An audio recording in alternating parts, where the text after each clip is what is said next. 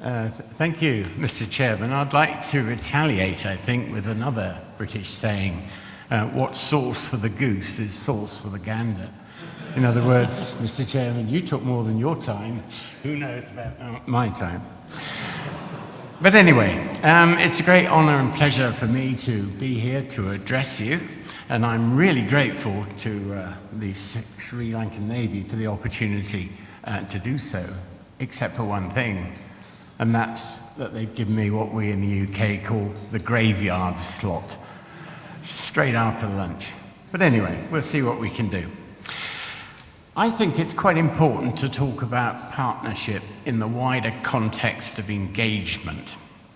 And I think that because engagement has negative and positive connotations, good and bad.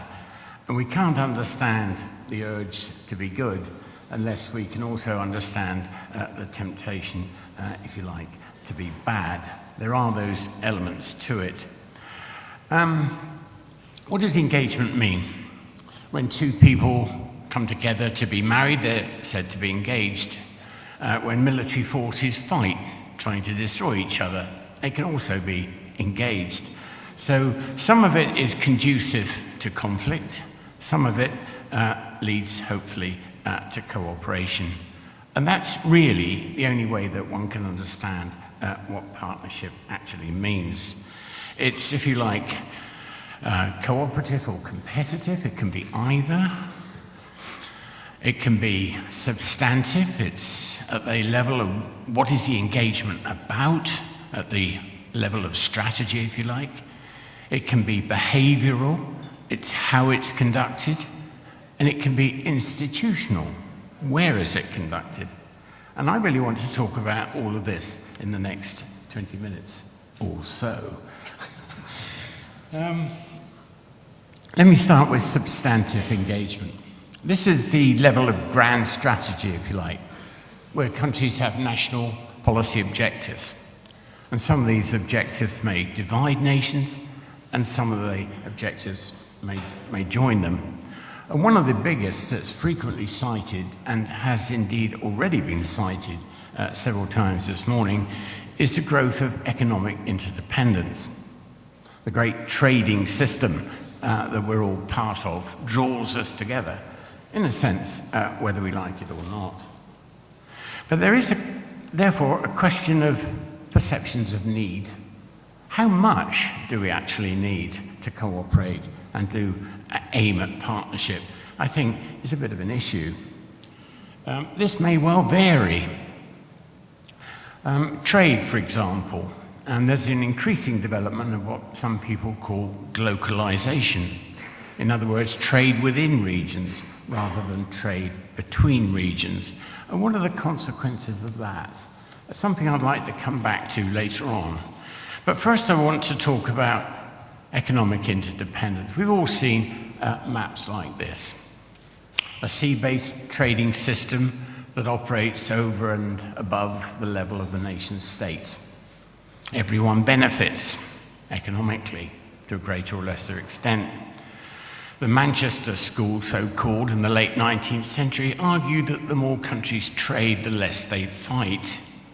Free trade produces peace and prosperity for all. It's a thoroughly good thing. It also has the benefit, of course, and we've heard about it a lot already, that it draws nations together in common to defend the system against the threats, whatever those threats are. And we all know that they're quite considerable. Piracy, terrorism, criminal activity of all sorts, and yes, some degree of interstate conflict and competition. But the overwhelming urge to defend the sea-based trading system compensates for all of that. It's based on the concept of interdependency, if you like. It creates incentives to come together, to defend parts of the sea-based trading system as suggested on this slide. Multilaterally, bilaterally, formally, informally, however, whatever forms it takes. It spreads out into other indirect defences of the system, like humanitarian assistance and disaster response, that we've also heard about, increasingly common in this region, as we know all too well. And I just emphasise the last point on that slide, that it does resolve issues. Simply joining together improves interstate relations as a benefit. But I don't think we can take this for granted. What now? There are some troubling aspects of international development that we do need to think about. What we're seeing is actually a decline of free trade in some ways as a percentage of world GDP growth. Nations are consuming more of what they make and making more of what they consume. For the first time, for a long time, international trade actually dropped in the early part of this year, something that not many people really noticed. And what are the consequences of that we might think about? And we've seen two big shocks to the international system that nobody expected: Brexit in the UK's case, and the election of President Trump. Again, unexpected, with consequences we're not sure about yet. And I don't think anybody is. But one thing that we do know is that a lot of this is based on real doubt developing in many parts of the world about the benefits of free trade. And we know that the TPP is in danger of foundering, that other arrangements like that are certainly going to be tested over the next few years. And as I mentioned, and has also been mentioned, this might energize localization rather than regional economic interdependence. So what does this mean for partnership? Does it mean that we will reduce the incentives for cooperation between navies because they're not talking about the same sea-based trading system that they used to be 5-10 years ago? It's a question. I don't think we know the answer to that yet. But it does seem to me that this development, to what extent it's true, increases the importance of managing some of the intractable rivalries that we know exist in this area and elsewhere. India, Pakistan, the uncertainty of the relationship over India and China in the Indian Ocean, problems in the Middle East, the Gulf, and so on and so forth. In situations like that, military planners have a duty to engage in what's sometimes called worst-case analysis, to assume the worst, to be pessimistic. So how do you deal with that very natural response that may be growing rather than getting away? And that really brings me to the importance, effectively, of the behavioral side of things. Having the procedures, having the institutions, if you like, that can manage those rivalries and make sure that they don't get out of kilter. So behavioral arrangements, they can, of course, make things worse. They can make things better. And we must aim for the second, not the first. It's basically about ways and means. It's not about grand objectives. It's about how to make the system work, not simply agreeing the high-level objectives, if you like, which we can all say is relatively easy. And you can look at each of these at the strategic level, the operational level, and the tactical level. One of the biggest operational issues, it seems to me, is the relationship between economic power and political power, whether you do interleave them or whether you try to keep them separate. The advantage of, as far as the Manchester School was concerned, of separating the two, not using your economic relationship as a means of power, in other words, was that it provides a means of compensation. It offsets political rivalry. But if, on the other hand, you cross-wire the two instead of insulate them, there's a danger that economic dependency becomes, if you like, a source of strategic worry rather than strategic opportunity. And much of this has come out in the debate about the One Belt, One Road project, one of the most exciting projects that we all face today, face in the sense of deciding what our responses to them are going to be. Should we see it as a threat? Should we see it as an opportunity? Certainly, I would think most countries have concluded that it seems wise to engage in the process, just to find out which of those two it is. To ask obvious questions. Do the economics actually make sense? Are the dependencies that this will create two-way, so that neither side, if you like, can use it as a strategic lever against the other? If indeed the One Belt, One Road and its equivalents that other countries are producing as well increases interdependence, it may well show the Manchester School in the end were right to argue that the more countries trade together, the less they fight, that peace and prosperity will result. But that is a question. At the tactical level, things are easier to explain. I like to use this picture of a standoff between the Vietnamese and the Chinese Coast Guard over an oil rig in the South China Sea. One can see on the right-hand side of that picture the Vietnamese Coast Guard vessel being deluged with water. It seems to me that there's a danger here, a danger of loss of control, that the captain of that little vessel might lose communications with the rest of his fleet, with his colleagues ashore, and therefore not know quite how to react.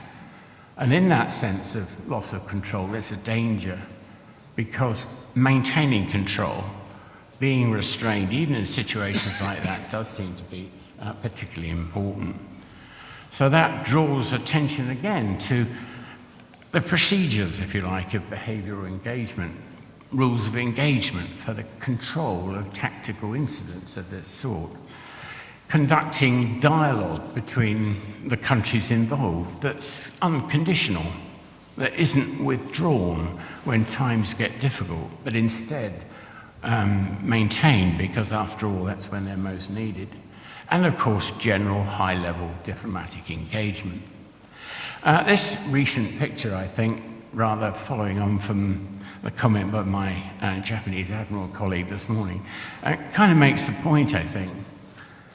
Meetings like this don't solve problems, but they demonstrate a continuing interest in dialogue at the highest level.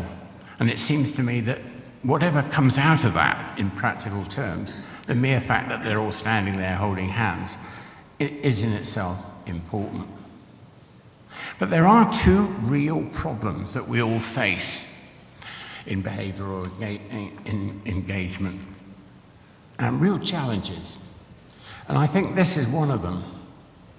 There's already been references by my Pakistani friend to the media in his own country in India, and the adverse effect they have on the conduct of relations.